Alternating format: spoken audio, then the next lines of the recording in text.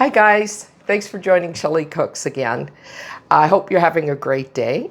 Today I'm going to be showing you how I use up some leftover ham. There's nothing worse, especially with the price of meat today, than having to throw something out. So what I do with my ham is I will dice it up, or I will run it through the food processor or a meat grinder and use that for ham sandwich filling, which is fantastic. You just add a little bit of mayo, some mustard relish with it, whatever you like. And then you put that on a sandwich bread with a little bit of butter, and it's a beautiful sandwich. And some of the ham that I dice up, I will use that either for soups, chowders, fried rice. There are so many different ways that we can use it.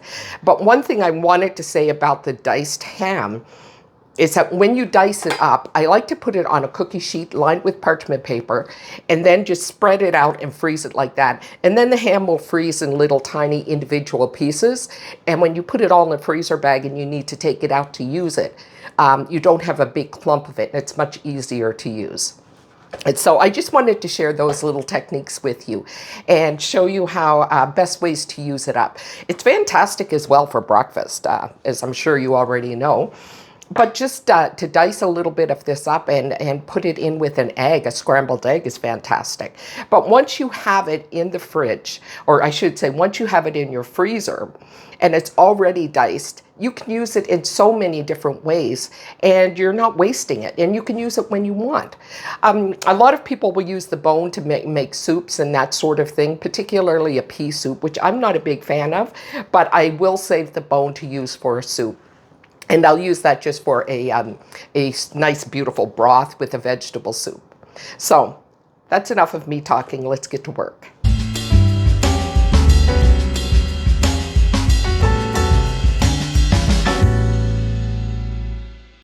So one of the things that I like to do is I like to remove as much fat as I possibly can from it. And we know that ham has a lot of fat with it. So that takes a big portion of time, just simply removing all the fat or gristle or anything like that that you don't particularly want to eat.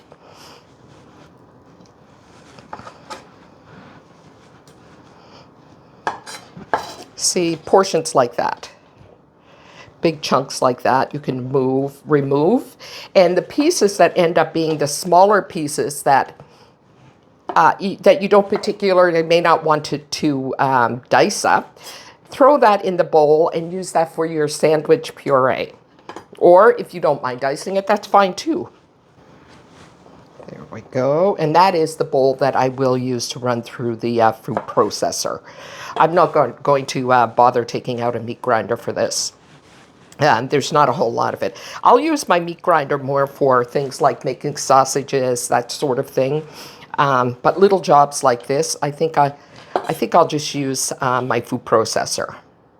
And even the back, like this part on the ham, run that through as well if it's not too hard, or dice it up if you want for your rice or whatever else you're going to use it for.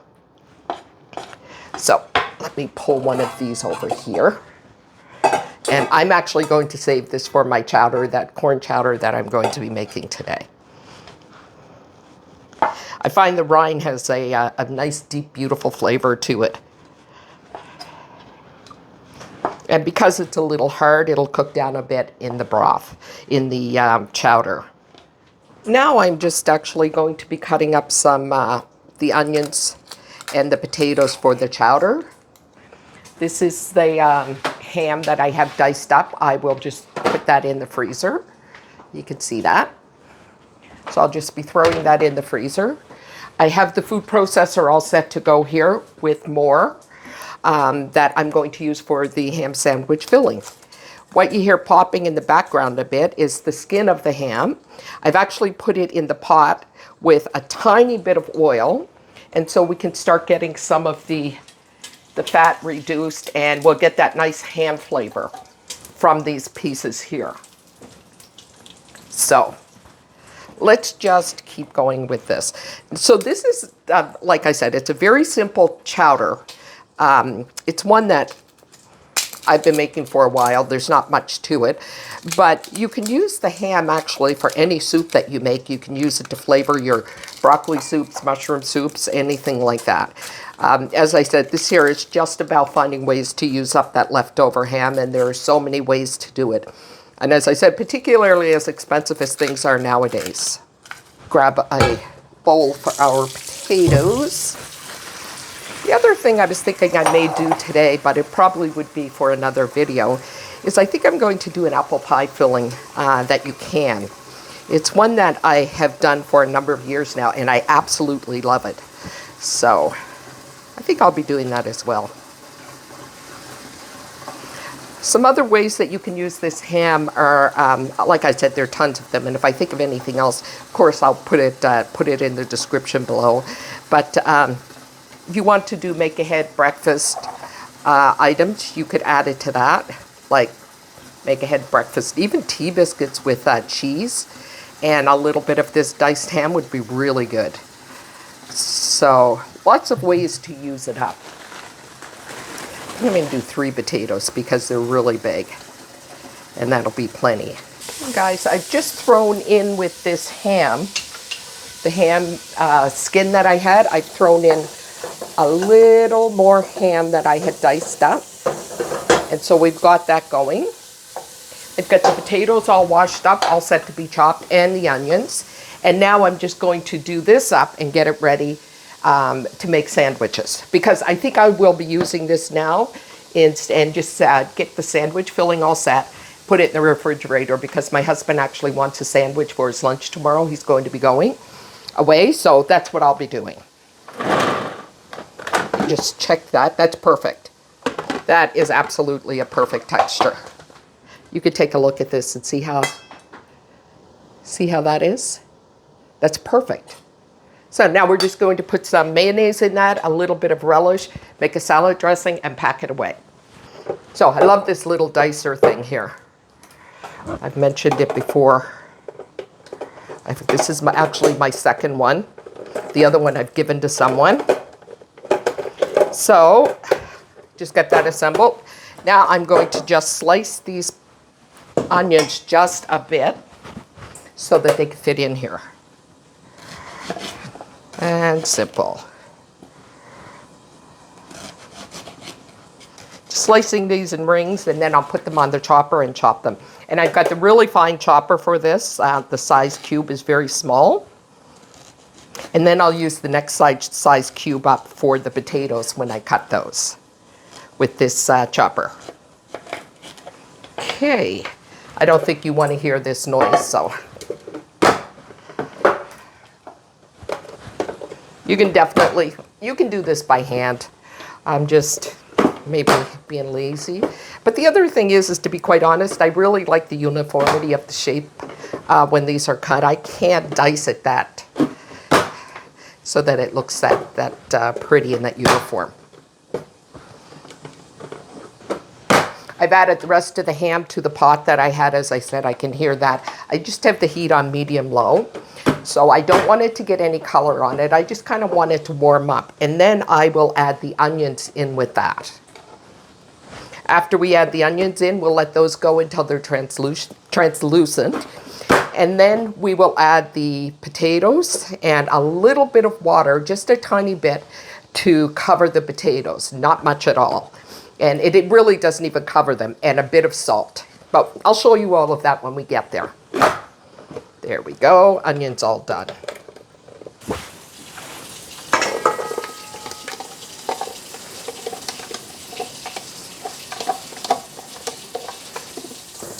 So here's the ham. It's got some color on it. It's got some flavor on it. This here is the skin that I put in, and to get some of the fat out of it. So now I am actually going to just pull this out and add the onions. And I think there's enough oil in there from the ham to soften these up a bit. I really like lots of onions in my soups and stews and broths and things, and so does my husband. So we've got some nice... We're just going to let those get translucent. Oopsie. And I think I'm actually going to put maybe a tablespoon of oil. No, that was about a half a tablespoon in there. I'm going to turn my heat up to medium-high. It's been on medium-low. And there we go. So, while this is going, I'm going to open up my cans of corn. Let's see. I'm going to open up my cans of corn and get that ready. I'm going to get out my half and half and my milk and get my frozen corn out as well. So because we cut these onions up quite small, it doesn't take long at all for them to get translucent and get softened up a bit. And they're going to be cooked with the potatoes anyway. So now we're going to put our potatoes in, our diced potatoes in. And there's a little bit of water left in here from, there we are. That's perfect.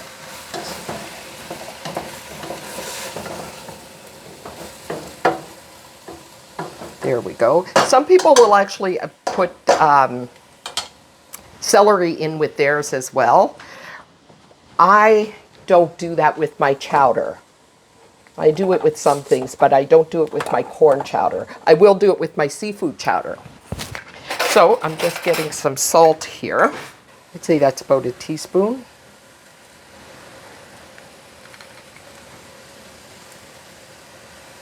There.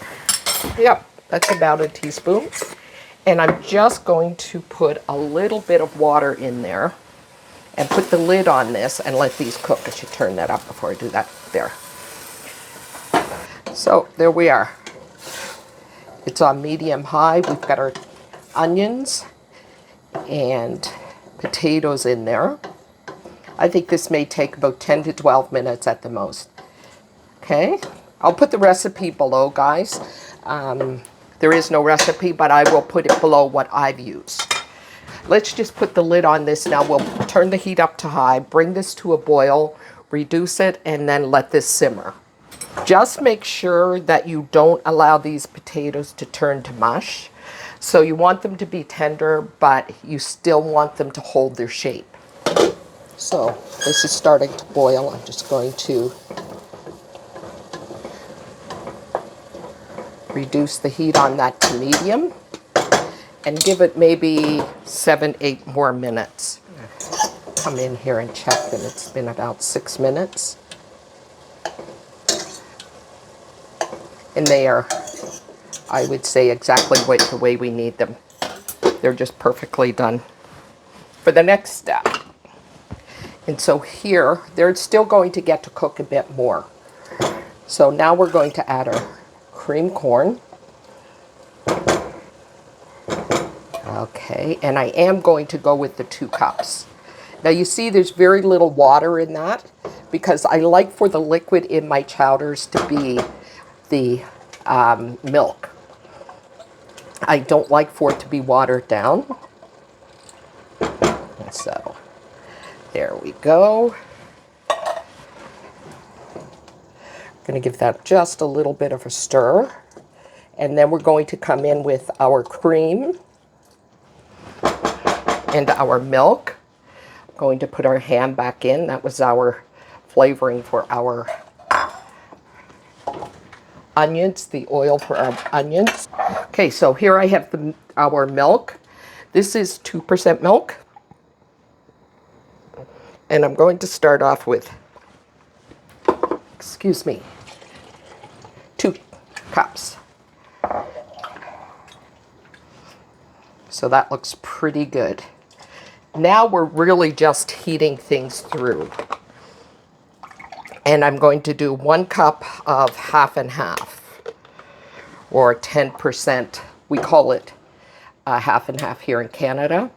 It's 10%, or coffee cream. And that's just a little bit thicker. Not a lot, but just a little bit. It's not like a whipping cream. So let's just leave that on medium-high. Bring it back up. I'm going to actually get a spoon. I think I may need to add a little little bit more salt and pepper, but I'm going to try it and see.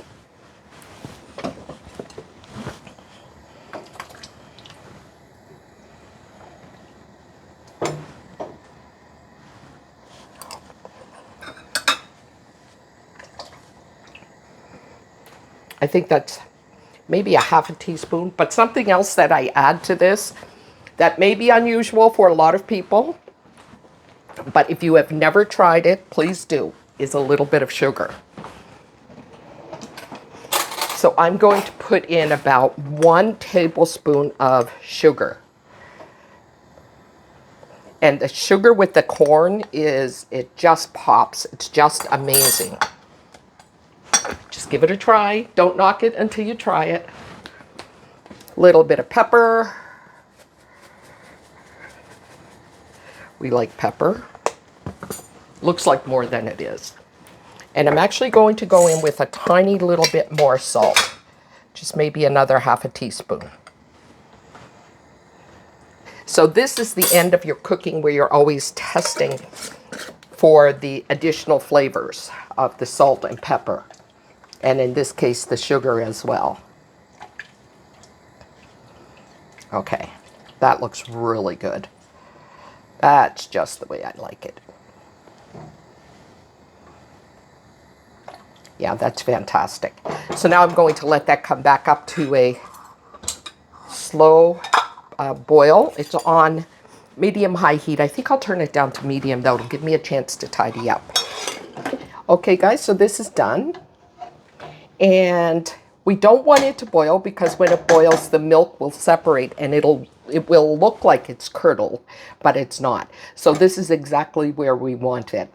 So I'm going to serve this with, I don't have any tea biscuits, but with some crackers, and that will be our lunch done.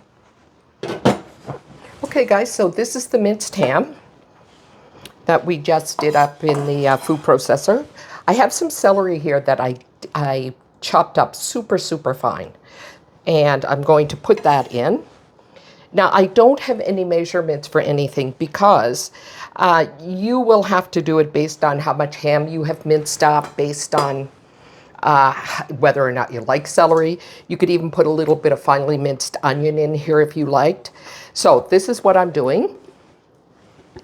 Put the ham in. In with the ham, we have some fine chopped celery. I hope I have enough mayo here.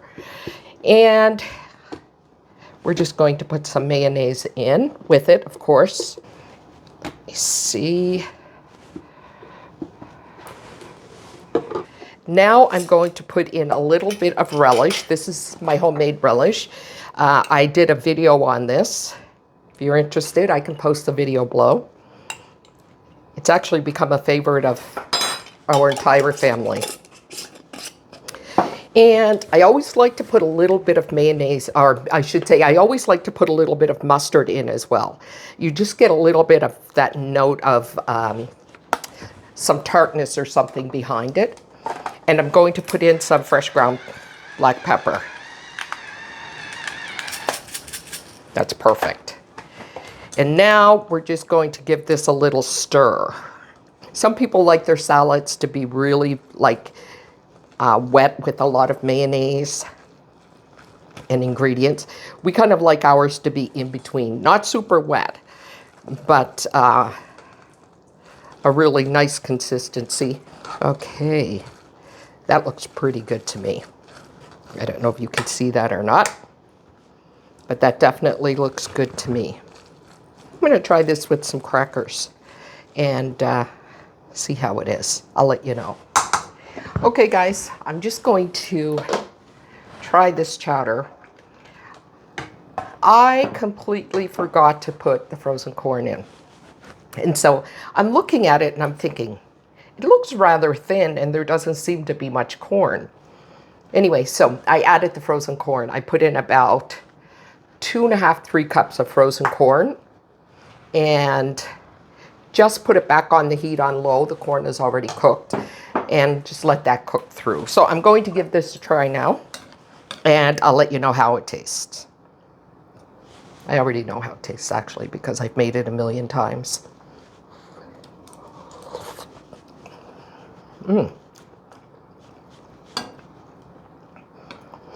This is so simple, and it's still one of my favorite soups or chowders to make. Something you can do that a lot of folks do is they will cook the onions in butter. I didn't do that. It does add a lot of flavor, but I didn't do that because when I have ham, I like the flavor of the ham in it, and I find it doesn't really need the butter. So it's simple and so delicious. I hope you give it a try and let me know what you think. Now I'm going to try this ham spread. This is fantastic. You can do this as an appetizer for a party or whatever, and just put a little piece of half of a cherry tomato on top of it, or decorate it however you like.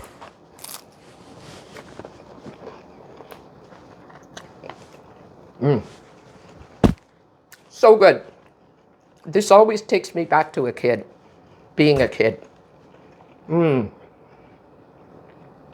We had these sandwiches often for school when I was a kid. And I remember, well, they would get out the, my mom or grandmother would get out the meat grinder that you would attach to the counter and put it through that. And this is taking me back to that. I hope you guys enjoyed the video. I really do hope you give these things a try. It's a fantastic way to use up ham that you have left over. The stuff that's in the freezer will be used for all sorts of things, as I mentioned earlier. So give us a thumbs up if you like the video, and please subscribe and share. There are lots of folks, I'm sure, who would like to know different ways to use up leftover products. And rather than wasting them, there's so many delicious recipes that it can be used for. So have a blessed day, and I'll see you in our next video. Bye for now.